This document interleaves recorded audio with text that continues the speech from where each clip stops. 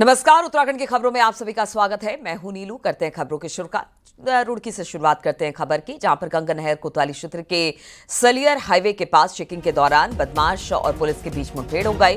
बताया जा रहा है कि बदमाश पर कुकर्म का आरोप है। साथ ही आरोपी पर 14 से ज्यादा मुकदमे दर्ज हैं और कुछ दिन पहले ही जेल से बाहर आया था बदमाश। एसएसपी ने बताया कि चेकिंग के दौरान आरोपी को रोकने का प्रयास किया गया, लेकिन बदमाश ने पुलिस पर फायर शुरू कर दिया। पुलिस ने जवाबी कार्रवाई करते हुए पैर में गोली मारी। उसे सिविल अस्पताल में फिलहाल एडमिट करा दिया गया है और अब उससे पूछताछ की जा रही है। ये एक व्यक्ति जो बुलेट मोटरसाइकिल, जो सिल्वर कलर की मोटरसाइकिल है, उसमें उसे रोकने की कोशिश की गई। उसके द्वारा न रोकते हुए गाड़ी को वहाँ से दौड़ाया गया। पुलिस के द्वारा जब उसका पीछा किया गया, उसने पुलिस पर फायर किया। अल्टीमेटली कुछ दूर जाने के बाद ये अपनी मोटरसाइकिल को जो है छोड़ के भागने लगा। इसी बीच पुलिस की जो फायरिंग में इसके पैर में गोली लगी है। इसको तत्काल हॉस्पिटल लाया गया है।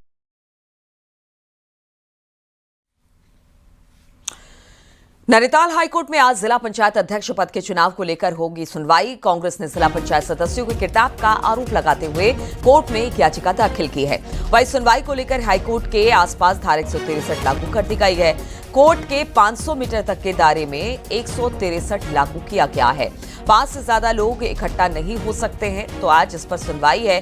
कांग्रेस ने आरोप लगाया था कि जिला पंचायत अध्यक्ष पद के चुनाव को लेकर कि जिला पंचायत सदस्यों के किडनैप किए जा रहे हैं जिला पंचायत सदस्यों को, और इसी का आरोप लगाते हुए कोर्ट में एक याचिका दायर की गई थी। वहीं सुनवाई को लेकर अब हाईकोर्ट के आसपास धारा 163 लगा दी गई है, जिससे कि अब 500 मीटर के दायरे में कोई भी 5 व्यक्ति इकट्ठा नहीं हो पाएगा।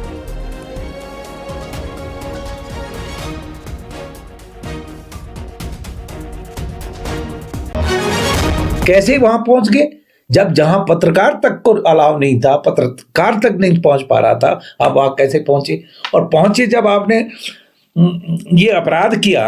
अपराध करने के बाद बहुत एक लंबा समय होता है, जब चारों ओर से पुलिस का कॉर्डन ऑफ है, उनकी सब चीजें तैयारी होनी चाहिए थी। और जब वो लेके जा रहे थे तो आप पकड़े क्यों नहीं उन्होंने? आप जहां से बयान दे रहे हो, आप वहां तक कैसे पहुंचे? और इससे ज्यादा आज के दिन दोनों ओर से एफआईआर भी हो गई है।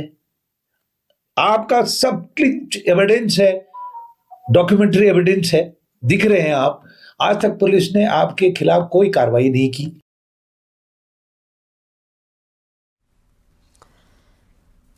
और इसी पर बातचीत करने के लिए नैनीताल से वीरेंद्र बिष्ट इस वक्त हमारे साथ जुड़ गए हैं। वीरेंद्र, जो याचिका कांग्रेस की तरफ से डाली गई है, उसमें आखिर कहा क्या गया है? आखिर क्या वजह है कि इस तरह का आरोप लगाया जा रहा है कि जो पंचायत सदस्य है उनको उठा लिया जा रहा है या पकड़कर कहीं लेकर जाया जा रहा है? क्या कुछ है इस याचिका में? देखिए नीलू, अगर देखा जाए तो आज की सुनवाई उत्तराखंड हाईकोर्ट में अहम है, क्योंकि जिस तरह से 14 तारीख का घटनाक्रम घटा था और उस दिन सीधे तौर पर जो जिला पंचायत कार्यालय है उसके बाहर से 5 लोगों को उठाया गया था, और इसके कई वीडियोस भी चाहे सोशल मीडिया है चाहे हाईकोर्ट में रखे गए हैं, और सोशल मीडिया में ये वीडियो तमाम दिख रहे हैं और उठाते हुए साफ तौर पर देखा जा सकता है। हालांकि बाद में एक वीडियो इन 5 सदस्यों ने जारी करके ये कहा कि उनका किडनैप नहीं हुआ है और वो कहीं घूमने गए हुए हैं। हालांकि एक वीडियो ये भी आया कि कुछ लोग ये कहते हुए दिख रहे हैं कि इन लोगों को हमने उठाया है और उत्तराखंड को हमने बिहार बनाया है। तो ये कहा जा सकता है कि इन्हीं सारी बातों को लेके कांग्रेस हाईकोर्ट में पहुंची और कोर्ट में ये कहा कि उनके जो 5 सदस्य थे जो वोटिंग करने जिला पंचायत अध्यक्ष के लिए जा रहे थे, उनको किसी चाहे वो आरोप को सीधे तौर पर बीजेपी पर लगाया है और बीजेपी ने इन लोगों को उठाया है, इस तरह का आरोप कांग्रेस ने लगाया और याचिका मेंशन की। हालांकि कोर्ट ने उस दिन भी 14 तारीख को स्पष्ट तौर पर एसएसपी नैनीताल को कहा कि आप इन 5 को लेकर आए और 4 बजे तक इनकी वोटिंग निश्चित करा के कोर्ट को बताएं। लेकिन 5 बजे कोई भी इनको खोज नहीं पाया और एसएसपी द्वारा कोर्ट में 5 एफिडेविट कोर्ट को दिए गए और उन एफिडेविटों में कहा कि ये लोग इन लोगों ने पहले ही उनको एफिडेविट दे दिए थे और ये कहा था कि वो वोटिंग करना नहीं चाहते। हालांकि कोर्ट ने जब एफिडेविट की जानकारी ली तो वो एफिडेविट भी गलत पाए गए हैं। उन एफिडेविटों को भी कोर्ट ने रिकॉर्ड में लिया गया है और अब हाईकोर्ट तमाम मामले की सुनवाई आज कर रहा है। तो इस पर कांग्रेस की जो याचिका है उनमें जो मुद्दे उठाए गए हैं कि उनके जो सदस्य हैं उनको किसने गायब किया, कौन वो लोग थे जो किडनैप। बिल्कुल, तो आज बिल्कुल इस सुनवाई पर नजर रहेगी, कांग्रेस की भी नजर रहेगी, बीजेपी की नजर रहेगी और कोर्ट आज इस पर क्या फैसला सुनाती है ये भी देखने वाली बात होगी। बहुत बहुत शुक्रिया आपका वीरेंद्र हमारे साथ जुड़ने के लिए। और उत्तराखंड में रविवार को 220 मेडिकल ऑफिसरों को ज्वाइनिंग लेटर दिए गए हैं। सीएम पुष्कर सिंह धामी ने ज्वाइन करने वाले सभी मेडिकल ऑफिसरों को बधाई दी और कहा कि पहले भर्तियों में पक्षपात, धांधली होती थी, पेन ड्राइव से नकल होती थी, बड़े स्तर पर नकल के मामले सामने आते थे जिससे योग्य उम्मीदवारों का भविष्य खतरे में पड़ जाता था। हमने इस नकल के कलंक को मिटाया और सख्त नकल विरोधी कानून लेकर आए हैं। आज सभी चयन प्रक्रिया मेरिट के आधार पर हो रही है।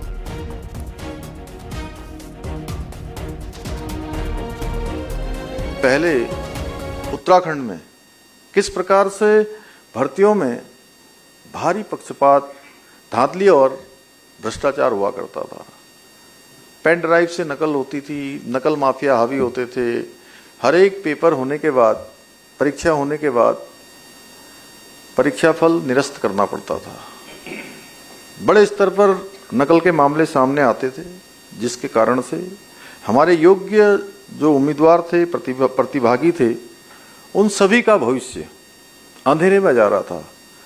नौजवानों का आत्मविश्वास लगातार घट रहा था, उनके माता पिता का भी आत्मबल कम हो रहा था और भर्ती प्रक्रियाओं में लगे कलंक को मिटाने के लिए हमने राज्य में देश का सबसे सख्त नकल विरोधी कानून लागू किया। 19 अगस्त से गैरसैंण में होने वाले विधानसभा सत्र को लेकर विधानसभा अध्यक्ष ऋतु खंडूड़ी ने गैरसैंण के लिए रवाना हो चुकी हैं। सड़क मार्ग से गैरसैंण जाते समय वो श्रीनगर में भी रुकी और कार्यकर्ताओं से मुलाकात की। उन्होंने कहा कि सत्र को लेकर सभी तैयारियां पूरी हो चुकी हैं। ऋतु खंडूड़ी ने कहा कि इन दिनों सड़क मार्ग से पहाड़ पर यात्रा करना चैलेंजिंग जरूर है, लेकिन प्रशासन की ओर से तैयारियां बेहतर है। कहीं पे जरूर सड़क खराब है, लेकिन मुस्तैदी से लोग खड़े हैं। हमारे पीडब्ल्यूडी के, हमारे सरकार के माध्यम से वहाँ पर जेसीबी लगी है, लेबर लगा हुआ है और मुझे अभी यहाँ तक पहुँचने में कोई दिक्कत, कोई परेशानी नहीं हुई और आगे भी मुझे लगता है सड़कें ठीक ही रहेंगी। पूरी तैयारियाँ हैं, कोई समस्या नहीं है। नेवा हो चुके हैं गैरीसैंण, भराड़ीसैंण में भी हम, जैसे हम देहरादून में नेवा हो गए, जिसका मतलब अब हम डिजिटल हो गए हैं। उत्तराखंड में मदरसा शिक्षा और उसे रेगुलेट करने वाला मदरसा बोर्ड अब इतिहास बनने जा रहा है। धामी सरकार ने बड़ा फैसला लेते हुए उत्तराखंड राज्य अल्पसंख्यक शिक्षा प्राधिकरण के गठन को हरी झंडी दिखा दी। 19 अगस्त से शुरू होने जा रहे विधानसभा सेशन में इससे जुड़े विधेयक को सरकार टेबल पर लाने जा रही है।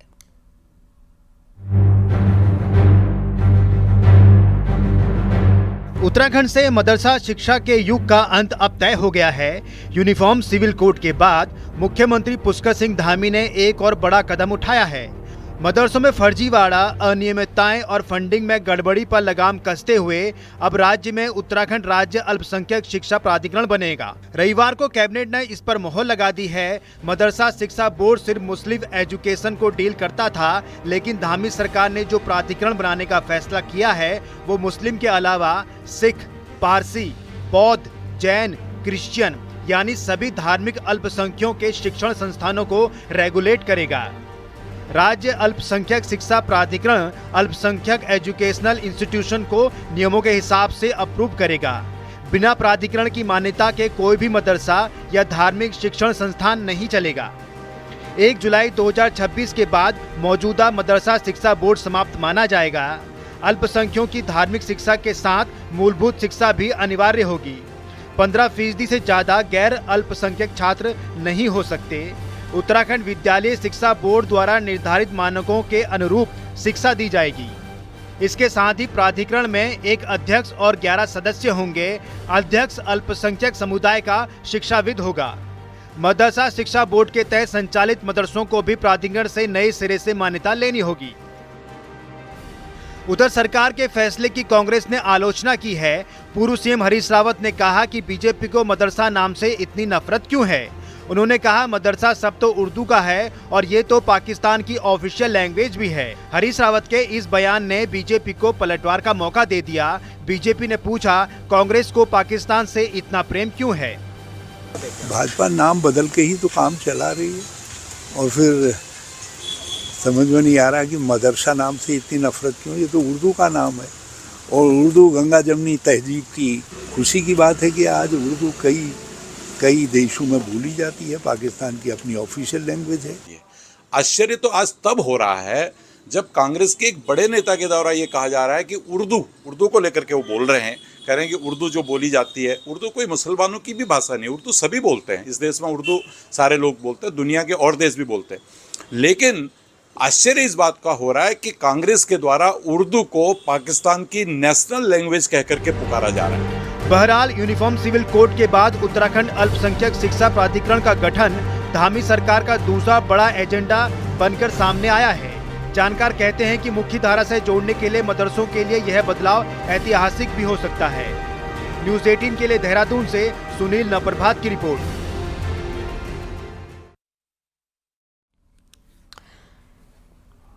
उत्तराखंड मदरसा बोर्ड के चेयरमैन मुफ्ती शमून कासमी ने मदरसा बोर्ड को समाप्त कर अल्पसंख्यक शिक्षा प्राधिकरण बनाए जाने के फैसले का स्वागत किया। कासमी ने कहा कि इससे अल्पसंख्यक समुदाय की अपनी धार्मिक शिक्षा ग्रहण करने पर कोई प्रभाव नहीं पड़ेगा, बल्कि वो गुणवत्तापूर्ण शिक्षा की महत्वपूर्ण मुख्यधारा से जुड़ पाएंगे। उन्होंने इसके लिए मुख्यमंत्री का आभार जताया।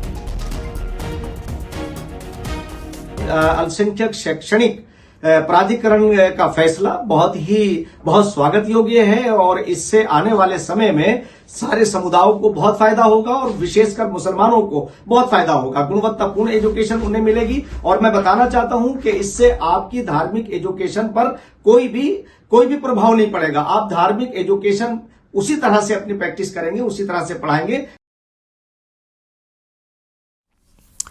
और उत्तराखंड सरकार अल्पसंख्यकों के नाम पर चल रहे स्कूलों को लेकर बड़ा फैसला लेने जा रही है, जिसके बाद इन स्कूल संचालकों की मुश्किलें अब बढ़ गई है। जो मॉनिटरिंग के नाम पर, माइनॉरिटी के नाम पर स्कूल तो चला रहे हैं, लेकिन वहां पर माइनॉरिटी के स्टूडेंट्स की संख्या 10% भी नहीं है।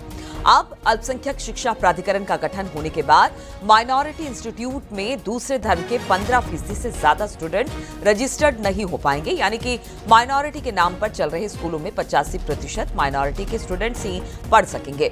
इस बात के सामने आने पर माइनॉरिटी स्कूल को चला रहे लोगों में अब परेशानी है।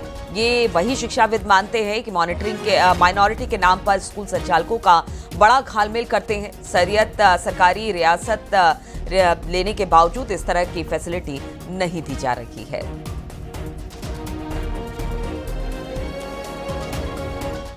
और जहाँ तक ये वाली बात है कि 15% सिर्फ नॉन माइनॉरिटी के बच्चे ही आप ले पाएंगे स्कूल में, तो ये मैं समझता हूँ इसमें मैं इस पर सहमत नहीं हूँ, क्योंकि जितने भी माइनॉरिटी स्कूल हैं सिवाय मदरसों के 99% जो है बच्चे जो हैं वो जनरल कैटेगरी के बच्चे पढ़ रहे हैं। ये उत्तराखंड सरकार का एक अच्छा कदम है कि उन्होंने अल्पसंख्यक संस्थाओं की मान्यता के लिए कुछ किया है इस बार, क्योंकि कई बार ये जो अल्पसंख्यक संस्थाएं हैं वो अपनी शर्तों पे मान्यता लेने की कोशिश करते हैं। उत्तराखंड में देखा ये जा रहा है बेसिकली कि जो भी अल्पसंख्यक संस्थाएं विशेष दर्जा प्राप्त करके अपनी संस्थाएं चला रही हैं, वहाँ पर अल्पसंख्यक उस समुदाय के बच्चे ही बहुत कम है।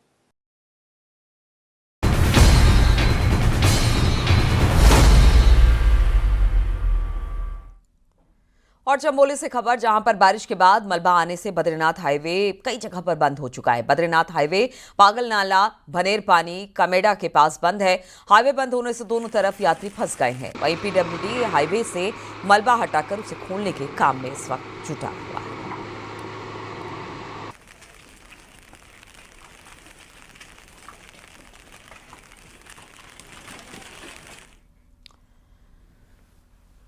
और उत्तरकाशी में गंगोत्री हाईवे डबरानी से आगे 13 दिन से बंद पड़ा हुआ है। वहीं देर रात नालूपानी के पास पहाड़ी से लगातार मलबा आने से हाईवे भी बंद है, जिसके चलते जिला मुख्यालय से सैकड़ों गांवों का संपर्क इस वक्त कटा हुआ है। लगातार हो रही बारिश के कारण गंगोत्री हाईवे पर कई जगह भूस्खलन सक्रिय हुआ है, जिसकी तस्वीर आप देख सकते हैं। मार्ग बंद होने से स्थानीय लोगों को भारी परेशानियों का सामना करना पड़ा है। बीआरओ और लोक निर्माण विभाग की मशीनें मार्ग खोलने के काम में जुटी हुई हैं।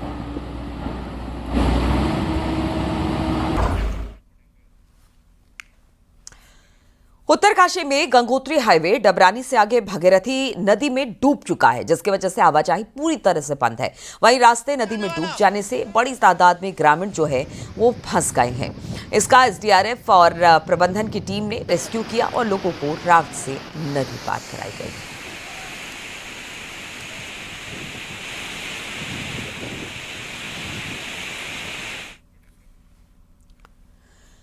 वहीं बात रुड़की के करें तो तेज बारिश से इस वक्त नदियां उफान पर हैं। यहां पर भगवानपुर के अलावपुर गांव में नदी के तेज बहाव में शमशान घाट बह गया। पहाड़ों में लगातार हो रही बारिश की वजह से नदी इस वक्त उफान पर है। वहीं नदी के पानी से किसानों की फसलों को भी भारी नुकसान पहुंचा है।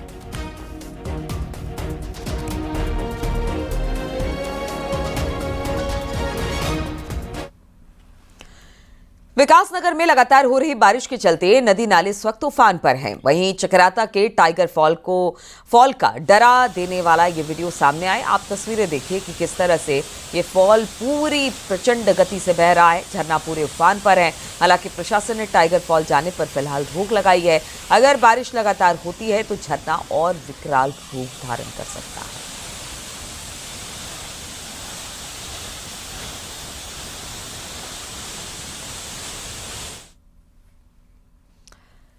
विकासनगर में तेज बारिश से बरसाती नाले इस वक्त पूरे उफान पर है, लेकिन कुछ लोग जल्दबाजी के चक्कर में हादसे को न्योता देते हैं और शिकार भी होते हैं। सहसपुर संभावला मार्ग पर पड़ने वाले बरसाती नाला तेज बारिश से उफान पर है। इस दौरान एक कार सवार नाले को पार करने की कोशिश कर रहा था, लेकिन तेज बहाव में कार बह गई। गनीमत रही कि कार सवार को वक्त रहते बाहर निकाल लिया गया। और वहीं बरसाती नाले के उफान में एक स्कूटी भी बह गई। मौके पर मौजूद लोगों ने स्कूटी सवार 2 लोगों को बचा लिया, लेकिन पानी का तेज बहाव स्कूटी को अपने साथ बहा कर ले गया। दोनों ही हादसे जल्दबाजी के चक्कर में हुए हैं। प्रशासन बार बार लोगों को चेताता रहा है कि उफनते नाले और बरसाती नालों को पार करने की जरूरत नहीं है। आपको थोड़ा सा रुककर इंतजार करना चाहिए और इस बात की अपील लगातार प्रशासन कर रहा है, लेकिन कुछ लोग मानने को तैयार नहीं है, जिसकी वजह से ऐसे हादसे होते रह रहे हैं।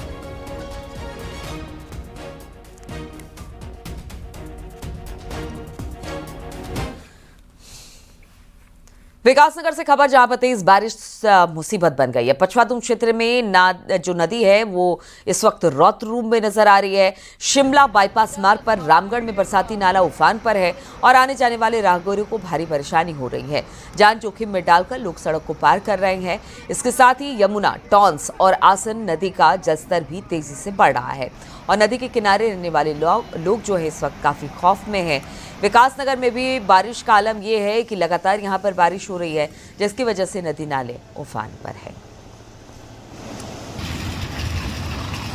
नदियों के नालों के किनारे क्षेत्र में लोग बसे हैं, उनमें घरों में पानी भरना। इस प्रकार आपके रामगढ़ नाला हो गया और आपके धर्मवाला साइड जगह जगह रपटे हैं, वहाँ पे भी पास करने के लिए लोगों को बड़ी समस्याओं का सामना करना पड़ता है।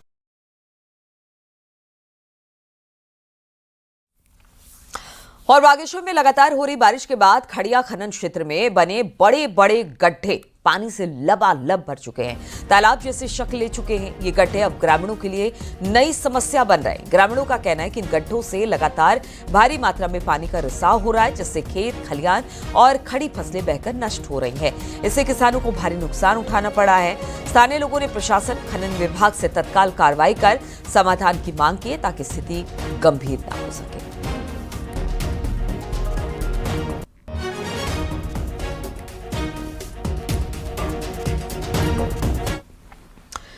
पिथौरागढ़ चाइना बॉर्डर को जोड़ने वाली लिपुलेख रोड कई मायनों में अहम है और इस रोड की मदद से जहां पर सुरक्षा बल सीमाओं पर पहुंचते हैं, वहीं आदि कैलाश और मानसरोवर यात्रा भी जाने वाले यात्री राह में यहीं से होकर गुजरते हैं। बावजूद इसके लिपुलेख रोड पर सफर करना अभी भी आसान नहीं है। देखिए जरा ये रिपोर्ट।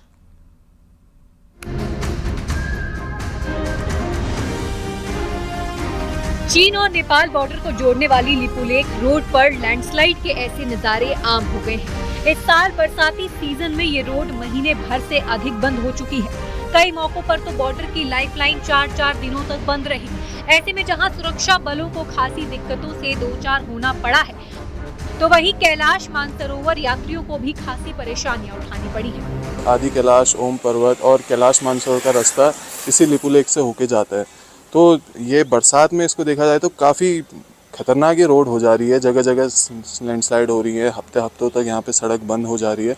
तो यहाँ पे बेहतर ढंग से एक इस रोड को बनाने की जरूरत है।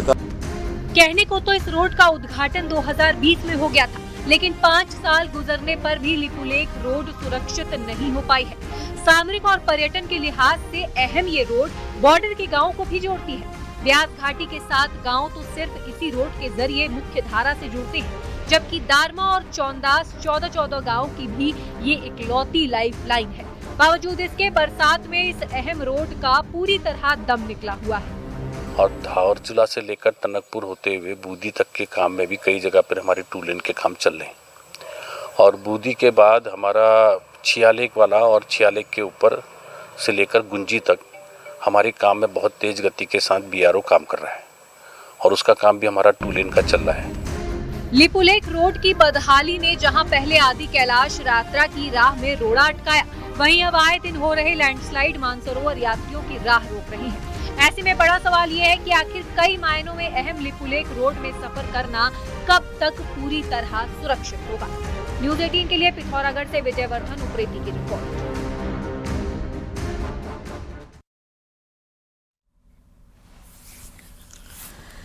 तो ये तमाम खबरों के साथ इस बुलेटिन में फिलहाल इतना ही, लेकिन अब देख लेते हैं पहाड़ टॉप 10। रुद्रप्रयाग में बद्रीनाथ और केदारनाथ यात्रा रूट पर नए डेंजर जोन बन गए हैं, जिसकी वजह से लोगों को आवाजाही में भारी दिक्कत हो रही है। उत्तराखंड में 22 अगस्त तक तेज बारिश का अलर्ट मौसम विज्ञान केंद्र ने जारी किया। देहरादून, बागेश्वर, पिथौरागढ़ के लिए ऑरेंज अलर्ट। उत्तरकाशी में लैंडस्लाइड की वजह से यमुनोत्री हाईवे धरासू में सिलक्यारा के बीच बंद, जबकि गंगोत्री हाईवे भटवाड़ी के पास सारंग के पास बंद कर दिया गया है। उत्तरकाशी में BRO ने धराली में मलबे के ऊपर कच्ची सड़क बना दी, जिससे गाड़ियों की आवाजाही शुरू हो गई है, लेकिन हर्षिल में बनी झील में डूबे हाईवे को सुचारू करना अभी एक बड़ी चुनौती है। सोमवार को बद्रीनाथ धाम का बाजार पूरी तरह से बंद रहेगा। श्री बद्री समिति के बाजार बंद करने का आह्वान किया है। प्राधिकरण हटाने की मांग को लेकर यह आंदोलन है। ऋषिकेश में कई जगह पर हवा में झूलते बिजली के तारों से जल्द निजात मिलने जा रही है।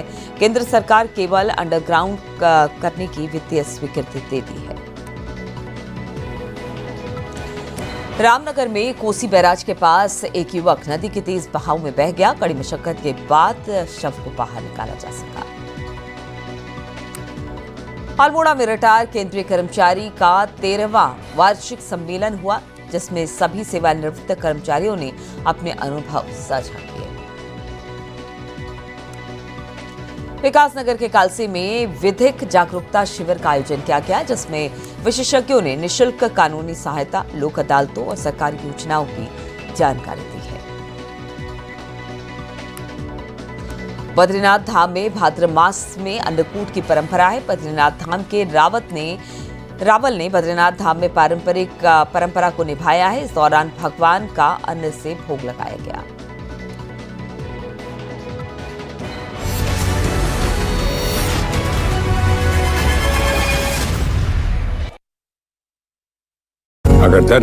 आप देख रहे हैं न्यूज़ 18 उत्तर प्रदेश उत्तराखंड।